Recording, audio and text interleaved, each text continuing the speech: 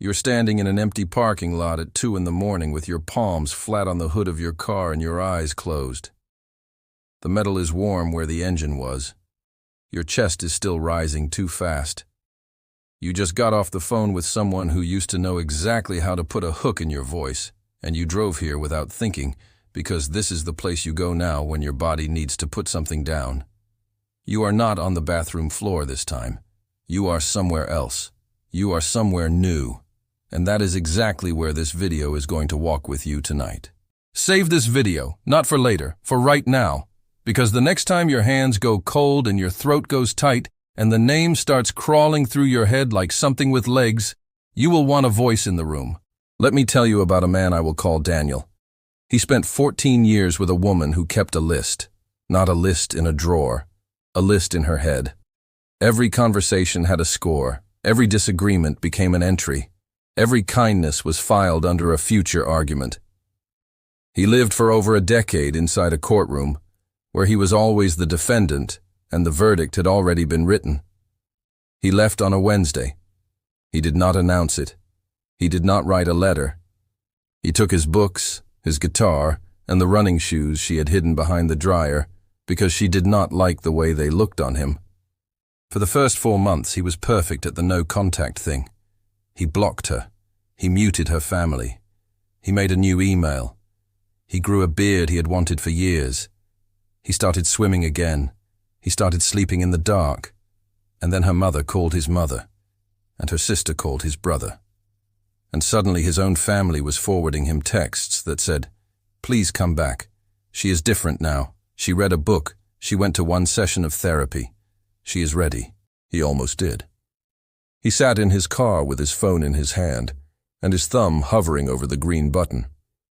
He felt the old pull, that familiar pressure behind the sternum that says, "Go back, go back, go back." He did not call back. He did not unblock. He did not answer his mother that night. Instead, he went to the pool, and he swam 50 laps, and he let the water take the pull out of his chest. That is when something shifted. He stopped trying to convince her family that he was right. He stopped trying to win. He stopped trying to be seen. He just kept living. Quietly. Repeatedly. Without an audience. 6 months later, he ran into her cousin at a grocery store. The cousin said, "You would not believe how much she talks about you." Daniel smiled and said, "That is her business now." Inside, he felt nothing. Not cold nothing. Soft nothing. The kind of nothing that means the chapter has ended even if no one has turned the page out loud. A narcissist cannot survive being a topic of conversation they no longer control. That is one of the quietest devastations you will ever cause, and you will never even need to know it happened. Bookmark this. We are going deeper. Now let me explain something that nobody says plainly enough. There is a difference between being silent and being finished. Everyone tells you to be silent. Everyone tells you to block. Everyone tells you to keep your mouth shut and let time do the work. None of that is wrong. None of that will hurt you. But none of that is the thing that destroys them either. It just buys you rope. It just buys you a wall. It just buys you air while your lungs clear. The thing that destroys them is when you stop being the person they used to know and start being the person they never met. You become it slowly. You do not even notice at first. You go to bed one night at the regular time, and you read a book you actually want to read. You cook a meal with garlic in it, because you love garlic, and nobody is home to tell you it makes you breathe loud. You call your sister on a Tuesday for no reason. You pick up the guitar. You put the guitar back down. You take the dog for a walk in the rain because the rain is quiet, and you like quiet. None of those acts is loud. None of those acts is revenge. None of those acts proves anything to anyone. And that is exactly why each one of them is lethal. Because each small act of becoming is a piece of mortar falling out of the wall they built around you. They do not hear it. They do not see it. They only feel the wall getting thinner. And one day the wall is gone. And they are standing in the open, holding the story they wrote about you. And you are not in it. You are in a different book. You are in your own book. and the page they were holding has nothing on it but their own handwriting. That is what we are going to talk about tonight. Not the silence, not the block, not the no contact, the becoming. Subscribe. There are 11 more pieces of this coming, and you will want to hear them all. Let me tell you about a woman I will call Pilar. She was with a man for 6 years who treated her like a stagehand. When his friends came over, she was furniture. When his mother came over, she was the help. When they were alone, she was the audience. And every time she tried to be the actor, he handed her a broom and told her the floor needed sweeping. She left him the way people leave cold water. Slowly, then all at once. For the first year, she kept apologizing. She apologized to her friends for not being there. She apologized to her mother for missing holidays. She apologized to her boss for the gaps in her memory. She had been trained to apologize for the space she took up.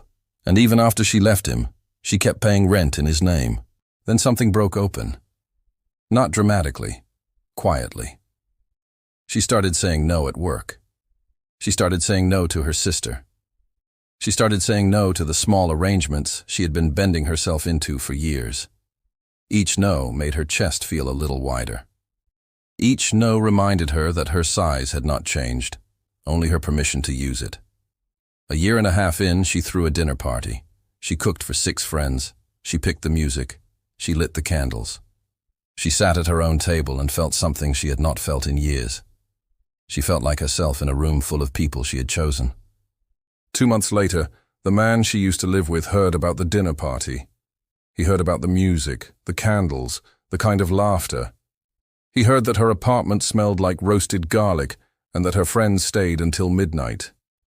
He sent her a text the next morning. It was long. It was soft. It said every word that the broken version of her had wanted to hear for years. It said he had changed. It said he was in therapy. It said he thought about her every day. It said he was sorry in the exact tone he used to use when he wanted her to come home so the house would not feel empty. She read it on the train. She read it twice. Her heart still knew the rhythm of his voice, even in text form. That rhythm is not love. That rhythm is installation. It is a tempo your body learned during years of survival. She did not respond that day.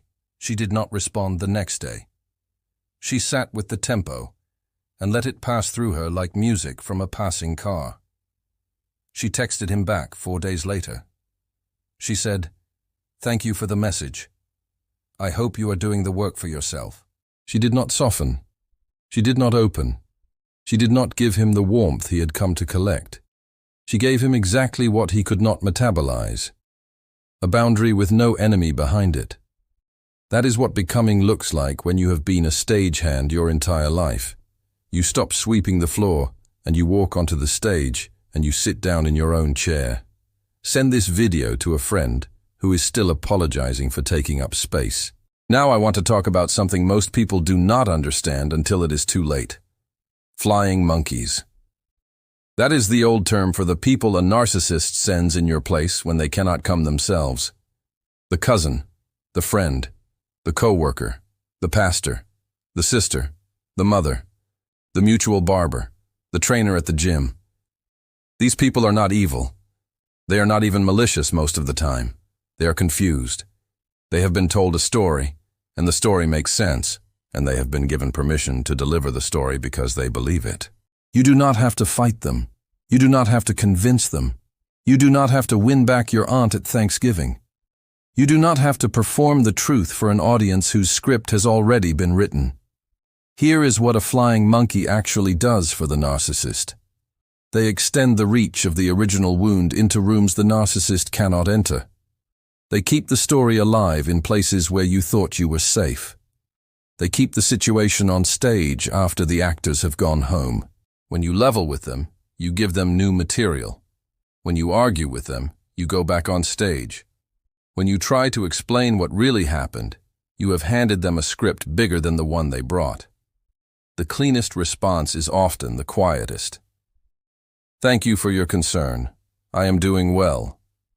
I wish them well too.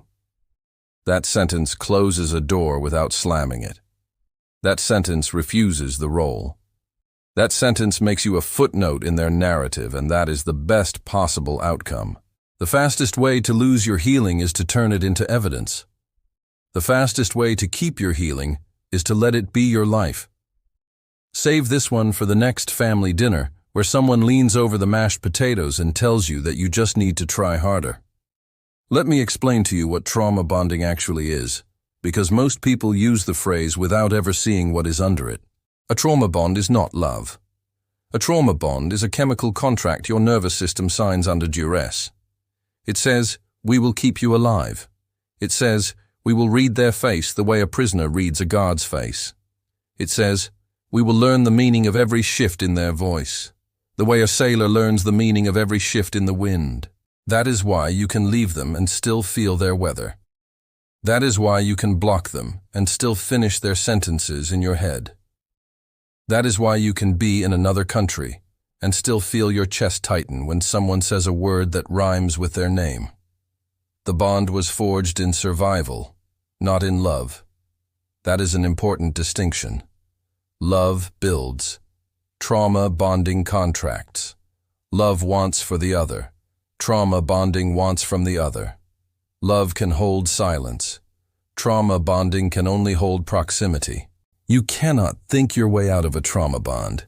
You cannot meditate your way out of a trauma bond. You cannot journal your way out of a trauma bond. You can only unhook it slowly, with repetition, with safe people, with a body that learns to stand on its own again. You unhook it when you eat a meal without trying to read someone else's reaction. You unhook it when you sleep through the night without waking up to check whether you are still safe. You unhook it when you make a small decision and you do not feel the old guilt crawling up the back of your neck. That is not weakness. That is biology rearranging itself around a new truth. That is the slowest, most private, most invisible kind of victory you will ever claim. Send this to someone who is blaming themselves for the size of the bond. Let me bring you a story about a woman I will call Tara. She was with a man for 8 years who moved through the world like a parade. He was confident. He was loud in the good way. He was the one who lit the grill at the cookout and made everybody feel like the cookout was for them. Behind the parade, Tara was carrying the sound system. She was carrying the cleanup. She was carrying his moods. She was carrying the apology tour after every outburst. She was carrying the story of who he was to everyone who met him, and she was carrying it with both hands and a straight face. She left him on a Monday. He was at a golf trip. She loaded a rental truck by herself. She did not call her mother. She did not call her sister.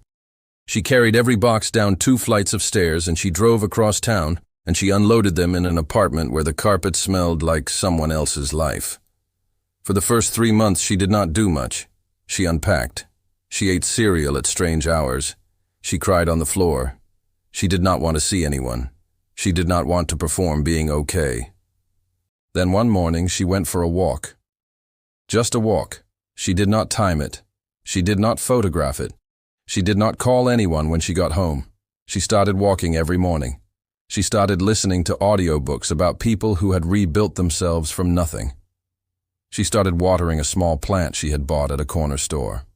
She started sleeping with the window open. 5 months in, she went to a coffee shop alone. She sat at a table by the window. She ordered what she wanted. She read a novel all the way through. She did not look at her phone. She did not check the door. She felt, in her body, the quiet weight of a person who is no longer being carried by anyone. 2 years later, the man she used to live with saw a photograph of her on a mutual friend's page. He saw her at a friend's birthday. She was laughing. She was leaning on someone else, but not leaning too hard. She was wearing something she would not have worn when they were together. She looked like a person who had walked a long way and was not tired. He showed the photo to his new partner and said, "I think I lost the best thing I will ever have." He said it for effect. His new partner had not heard any of the stories. They did not know what they were looking at. They just saw a confident man making a confident observation. Tara never saw the photo. Tara never heard the line. She was in Lisbon, watching a street performer play a cello, and she was thinking about dinner. That is what your becoming looks like from the outside. It looks like a person who has walked a long way and is not tired. It looks like a person who is no longer rehearsing. It looks like a person who is not waiting to be seen. Bookmark this one. This is the photo your future self is going to take. Now I want to talk about gray rock versus becoming, because these two things get confused, and they are not the same. Gray rock is a strategy. It is what you do when the situation is still happening. You make yourself boring. You give them nothing to grip. You speak in flat tones. You avoid eye contact that carries energy. You answer the questions, and you do not add anything for them to feed on. Gray rock is a survival skill. It keeps you alive in rooms you have not yet left. It is the coat you wear in the cold. Becoming is not a strategy. Becoming is what happens after you have left and you have rebuilt your inner weather. Becoming is not flat. Becoming is not boring. Becoming is full. Becoming is the opposite of what they expect. You cannot give them gray rock for the rest of your life. If you give them gray rock forever, you have absorbed their frequency into your own nervous system. You have made their silence your silence. You have made their emptiness your emptiness. You are allowed to be loud again. You are allowed to laugh loud again. You are allowed to throw dinner parties with candles. You are allowed to wear the bright color. You are allowed to post the photo. You are allowed to take up space without apologizing. The point was never to disappear forever. The point was to disappear long enough to come back different. Send this to someone who mistakes becoming for hiding. Now I want to talk about dating again, because this is the piece nobody warns you about and everybody has feelings about. The first time you go on a date after leaving a narcissist, your body will almost fail you. You will be sitting across from a kind person who is making kind eye contact, and you will be looking for the trap. You will be reading their posture for the early signs of a fault line. You will be measuring their laugh against the laugh you used to brace for. That is normal. That is not failure. That is your nervous system doing exactly what it was trained to do. It is looking for the wiring under the floor. You do not have to fix that in one evening. You do not have to fix that in 3 evenings. You do not have to prove to a new person that you are not broken or that you are not afraid. The right person will not test you. The right person will not require a performance. The right person will be a little boring at first. They will say good morning. They will not call at 2 a.m. They will not chain text. They will not need you to prove anything. They will sit next to you, and they will let the silence be quiet. If that feels boring at first, good. Boring is the new safe. Boring is the new home. You have been through enough storms to be able to hear what calm sounds like. You are allowed to take your time. You are allowed to take months. You are allowed to take years. You are allowed to be the slowest person in your friend group to swipe. You are allowed to never swipe. You are allowed to meet someone in a bookstore while looking for something else. You do not owe your healing a timeline. You do not owe your future a deadline. Send this to someone who thinks they are behind. Now I want to talk about shared friends and the public fallout. Because leaving a narcissist almost always costs you a table of friends. It almost always costs you the group chat. It almost always costs you the holiday you used to go to. Some of those people will surprise you. They will quietly keep you in their phone. They will send you the song they heard and thought of you. They will invite you to the small thing, even when they cannot invite you to the big thing. Some of those people will vanish. They will not announce it. They will just stop. They will unfollow without saying a word. They will skip your birthday without sending the warning text. That is not failure on your part. That is a sorting process you did not sign up for, but one that is necessary. The people who stayed when the story got hard are the people who shaped your real life. The people who left are the people who were never really yours. You will lose some tables. You will gain some tables. That is the cycle. That is how life is supposed to move.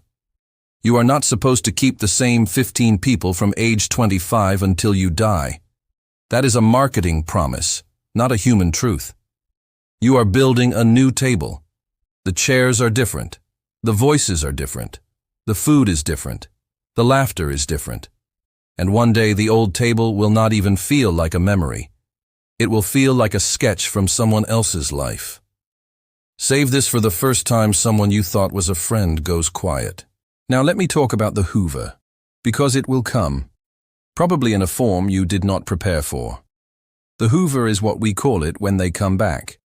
It is what a vacuum does to dust. It pulls you in and turns you into something that lives in a bag inside their life. Time has a way of telling you the truth. Bodies have a way of storing the truth. If you cannot tell the difference between their change and their performance, give it a year. Give it 5 years. Give it a decade. If they have really changed, you will hear about it from someone who is not you. You are not the rehabilitation center. You are not the certificate at the end of the program. You are a person who has walked a long way and is not tired. Send this to someone whose phone is still showing the message preview. Do not let them tap it without watching this first.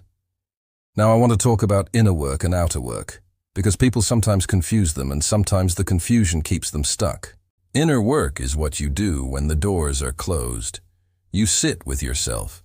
You feel the feelings you have been postponing. You let the tears come when they come. You ask yourself what you actually want when nobody is listening. You learn your own favorite color again. You learn your own favorite hour of the day. You learn how to name your feelings without naming them after the person who hurt you. Outer work is what you do in the world. You get the job, you sign the lease, you book the trip, you cut your hair, you buy the plant, you run the race. You introduce yourself to a stranger at a dinner party without rehearsing the introduction for 3 hours. Both matter. Inner work without outer work turns into rumination. Outer work without inner work turns into a vacation from yourself. The two together turn into becoming. You become when you can sit alone with yourself for an evening and not feel the need to check on the world outside. You become when you can go into the world for an evening and not lose the self that was sitting quietly at home. That balance is the daily practice. That balance is the long, quiet walk. That balance is the late cup of tea and the early morning pages, and the small, consistent return to the only person you will never lose. Save this for the night when you think you should be further along than you are. You are exactly where the practice is supposed to take you. Now let me bring you a story about a woman I will call Renee. She was with a man for 7 years who kept score on his hand. He had a tally. He never wrote it down. He counted the things he had done for her. He counted the things she had not done for him. He announced the count at inconvenient moments. He used it to convert any gift into a debt. She left him on a Saturday. He was at his mother's house. She called a friend. She rented a car. She drove to a city 3 hours away where nobody knew her name. She stayed in a small hotel with white sheets and a radio that played jazz at low volume. She did not unpack. She did not plan. She did not announce. She sat on the bed with her shoes still on, and she listened to the jazz, and she felt her shoulders drop about an inch. For the first 3 months, she did not give herself permission to feel free. She felt guilty. She felt like she had stolen something from him. She felt like she had abandoned a building project. She could not stop replaying the last conversation. She could not stop calculating whether she would have done it differently with a better speech. Then something quiet happened. She got a library card. She walked to the library. She borrowed 3 novels. She read one of them sitting in a chair by the window of her rented room. She fell asleep mid-chapter. She woke up to the afternoon sun on her face. That small act of borrowing a book and reading it in a chair is what undid her 3 months of guilt. That small act had no judgment in it. That small act had nothing to prove. That small act said, "This life is mine, and I will fill it with stories." 5 years later, she had a small business. She had a small apartment. She had a cat with 1 ear. She had a Tuesday night ritual with a friend who lived 2 buildings over. She had a habit of writing letters to herself that she opened on New Year's Day. She had not heard from him in almost 3 years. She had not looked. She had not wondered. His name had become a piece of furniture she used to have. It sat in a different room now. It belonged to a different chapter. That is what distance really buys. Not revenge, not punishment, not even justice. It buys you the quiet mind that is wide enough to fit a library card again. Bookmark this one. Read it on a Tuesday. Now let me close this with the very last thing I want you to hear tonight. You do not have to earn your own life. You do not have to deserve it. You do not have to outrun your past. You do not have to perform your healing for anyone. You do not have to win the argument with the voice in your head. You do not have to become a different person in anyone else's eyes. You just have to keep becoming the person you already are when nobody is watching. That person has been there the whole time. That person hummed quietly in the corner of every room you ever entered. That person waited through every storm you ever walked through. That person is the one who is sitting next to you right now, watching this video with you, hoping you will choose yourself one more time. You have been choosing yourself in tiny ways for years. You have been putting your own water glass in the dishwasher. You have been paying your own bills. You have been picking up your own phone. You have been making your own coffee in the morning. You have been picking your own clothes. You have been walking one more block before you turned around. Those tiny choices are where the becoming lives. They are not glamorous. They are not worth performing. They are not a story you can tell on a stage. They are the small, daily, unglamorous acts of staying alive on your own terms. Every single one of them is a refusal of the old script. Every single one of them is a vote for the next version of you. Every single one of them is a brick in the road that the narcissist can no longer find. You do not have to do this loudly. You do not have to do this publicly. You do not have to do this in any way that makes a good photograph. You just have to do it over and over again until one morning you wake up and realize that your life does not arrange itself around their absence anymore. It arranges itself around the presence of you. That morning is coming. It is closer than the fear in your chest wants you to believe. Take a breath right now. That breath belongs to you. It has always belonged to you. Nothing they ever said or did orchestrated could ever actually steal it. If one piece of this reminded you of yourself, share this with the person who needs to hear it tonight. Subscribe. There are more videos coming, and they will sit with you in the silence.